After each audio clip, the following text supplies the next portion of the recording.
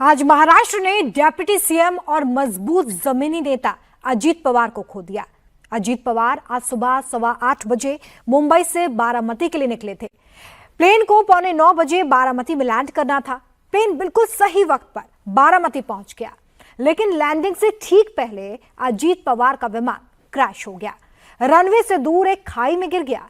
Plane में एक के बाद एक धमाके होने लगे। बारामती में अजीत पवार का प्लेन कैसे क्रैश हुआ? 3 मिनट में ऐसा क्या हुआ कि पायलट का कंट्रोल प्लेन से छूट गया? प्लेन कैसे रनवे से 50 मीटर दूर चला गया? सब कुछ इस रिपोर्ट में।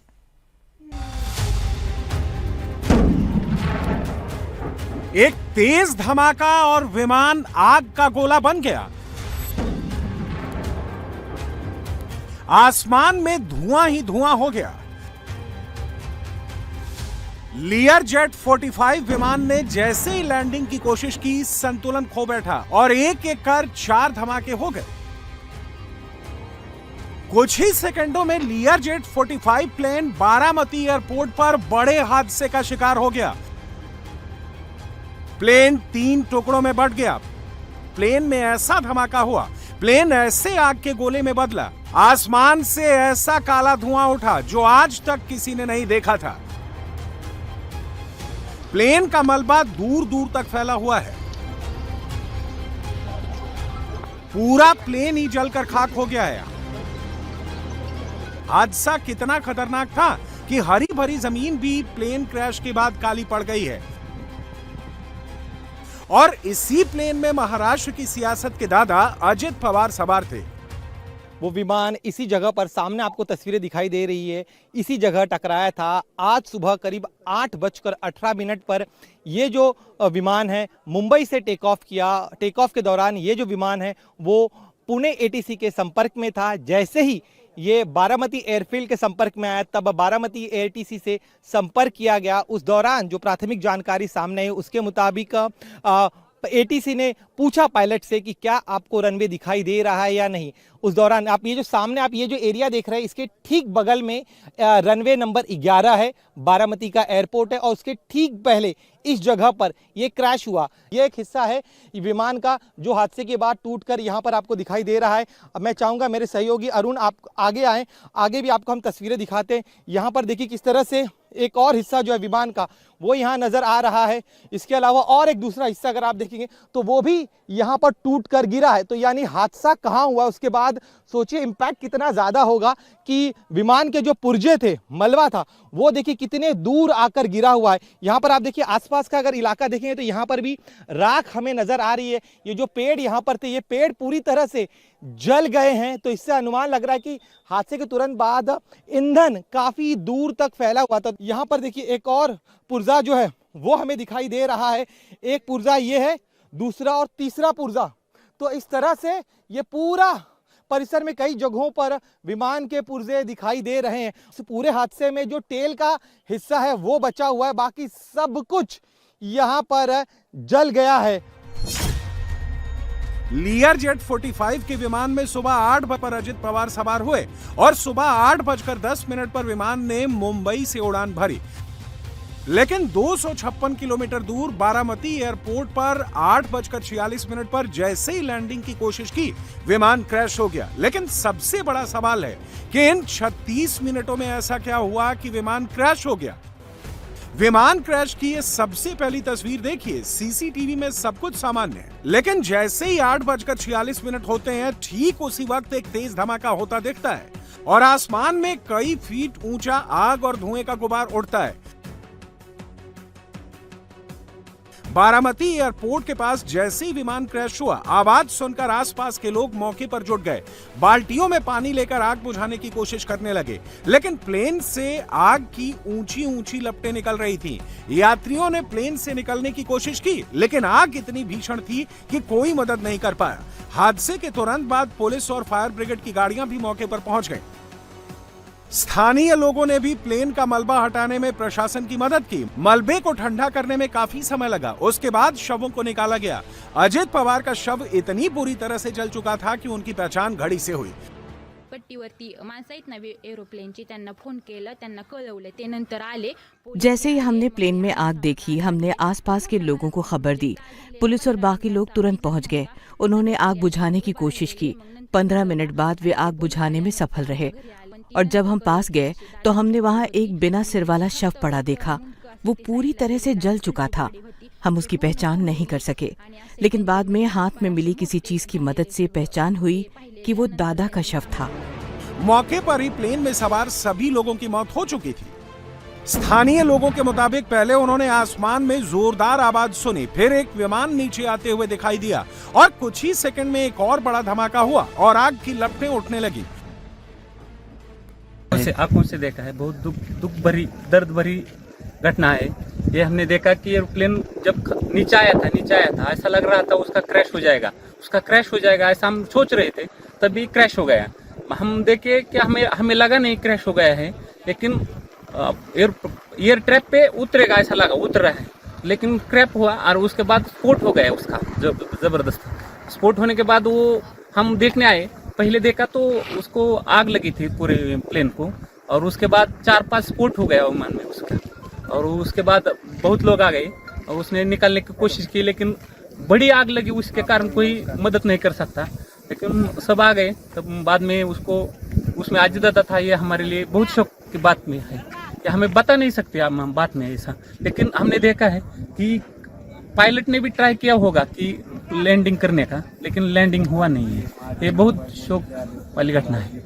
हमने देखा पूरा एक नीचे आ रहा था, ट्रैप पे आ रहा था, ट्रैप के नजदीक 100 फुट से नजदीक आके गिर गया है।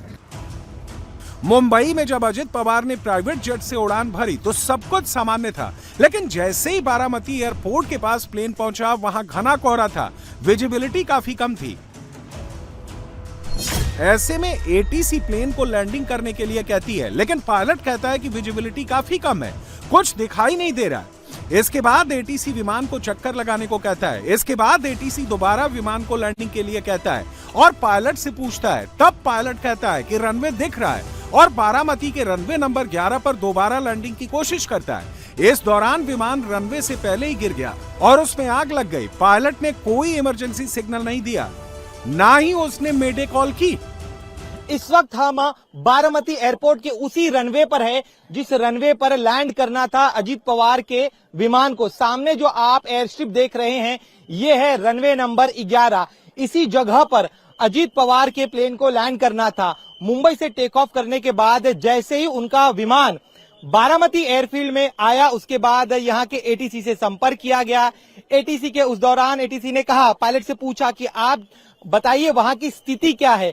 तब पायलट की तरफ से कहा गया कि यहाँ पर ये जो वातावरण था, यहाँ पर हवा शांत थी, साथ ही में विजिबिलिटी करीब 3000 मीटर थी, यानी काफी कम विजिबिलिटी थी। और इसी विजिबिलिटी के बाद एटीसी की तरफ से कहा गया कि आप एक गो अराउंड करके आइए, यानी जिस जगह हम आप ये जो पूरा एयरफील्ड देख रहे हैं, इस एयर स्ट्रिप पर तुरंत लैंड करने के बजाय यहाँ पर एक चक्कर लगाया जाए। तो लैंड करने के बाद एटीसी के आदेश के बाद ये जो सामने आप देख रहे हैं, यहाँ पर इस जगह पर पायलट ने एक गो अराउंड किया, यानी यहाँ के एक चक्कर लगाए। इसके बाद 8:43 पर दोबारा एटीसी की तरफ से पूछा गया कि अब क्या आपको रनवे दिखाई दे रहा है। तब पायलट की तरफ से कहा गया कि हाँ, रनवे दिखाई दे रहा है। रनवे दिखाई देने की जानकारी देने के बाद एटीसी ने लैंड करने की अनुमति दी। अनुमति मिलने के बाद ये जो मैसेज दिया गया था 8:43 पर दिया गया और इसके बाद रीड बैक मैसेज नहीं आया और यही सबसे ज्यादा दिक्कतें हुई। यहाँ आप सामने देखिए जरा कि किस तरह से रीड बैक मैसेज नहीं है। उसके महज 1 मिनट बाद यहाँ पर ये हादसा हो गया। अब आपको अजित पवार का प्लेन कैसे हादसे का शिकार हुआ वो दिखाते हैं। प्लेन का रूट देखिए, एक बड़ा घुमाव नजर आ रहा है। दरअसल बारामती जैसे छोटी स्ट्रिप पर इंस्ट्रूमेंट लैंडिंग यानी आईएलएस नहीं होता है। ऐसे में पायलट को लैंडिंग के लिए मैनुअल अलाइनमेंट करना पड़ता है। दरअसल आईएलएस एक रेडियो आधारित लैंडिंग सिस्टम होता है जो पायलट को कम दृश्यता में भी रनवे पर बिल्कुल सटीक उतारने में मदद करता है। आईएलएस पायलट को 2 चीजें बताता है, पहला लेफ्ट और राइट अलाइनमेंट और दूसरा ऊपर नीचे का सही एंगल। लेकिन जब ILS की सुविधा ना हो तो पायलट को खुद विजुअल अप्रोच करना पड़ता है। पायलट को आंखों से रनवे पहचानना और अलाइन करना पड़ता है। इमेज में दिख रहा बड़ा घुमाव बताता है कि रनवे विजुअली ठीक से अलाइन नहीं हुआ था, इसलिए पायलट ने दोबारा लैंडिंग की कोशिश की थी। इसी दौरान पायलट ने मे डे की कॉल भी कर दी। लगभग 100 फुट की ऊंचाई पर प्लेन का संतुलन बिगड़ा और रनवे तक पहुंचने से पहले ही विमान जमीन से टकराया। टक्कर के बाद कई छोटे धमाके हुए और प्लेन में आग लग गई। अभी जो एक्सीडेंट जो हुआ है उसका जो इन्वेस्टिगेशन उसको भी हमने शुरू कर दिया है। तुरंत DGCA और AIB की टीम भी आई है और जो प्रिलिमिनरी इन्वेस्टिगेशन या प्रिलिमिनरी जो समाचार हमें मिला है उसमें इतनी जानकारी थी कि जब वो लैंड करना चाहते थे सुबह करीब 8:48 AM के आसपास, तो उस समय विजिबिलिटी थोड़ा पूर था उधर। और जब ATC बारामती से उनका जो कांटेक्ट हो रहा था फ्लाइट के लिए पायलट से, तो ATC वालों ने पूछा कि क्या रनवे साइट में है, तो उनके तरफ से आया कि रनवे साइट में अभी नहीं है। तो उसके बाद उन्होंने एक गो अराउंड भी किया।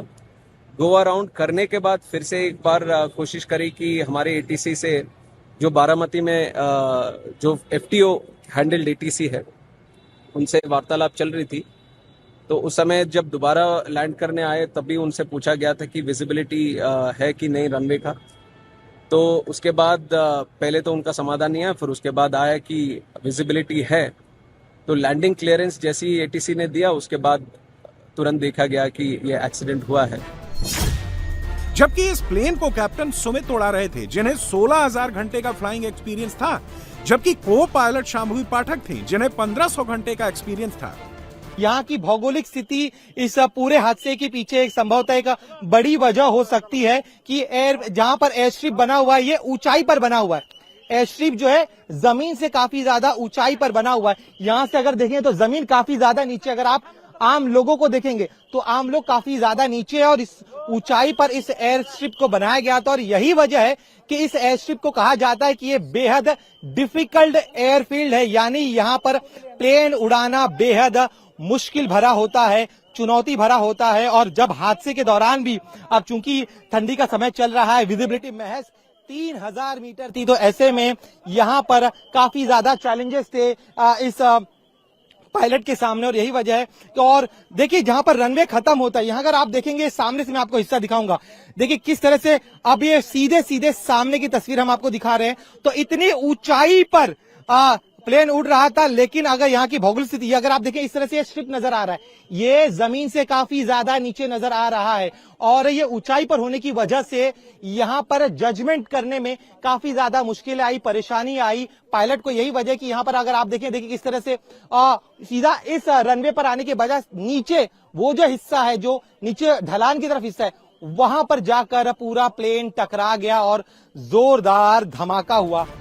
अजित पवार जिस प्लेन में सवार थे, अजित पवार का जो प्लेन हादसे का शिकार हुआ, बताया जा रहा है कि ये 12 साल पुराना विमान था। प्लेन का नाम लियरजेट 45 है। बॉम्बार्डियर कंपनी द्वारा बनाया गया लियरजेट 45 एक जाना पहचाना बिजनेस जेट है। इसका इस्तेमाल आमतौर पर VIP यात्रा, कॉर्पोरेट मूवमेंट और चार्टर फ्लाइट्स के लिए किया जाता है।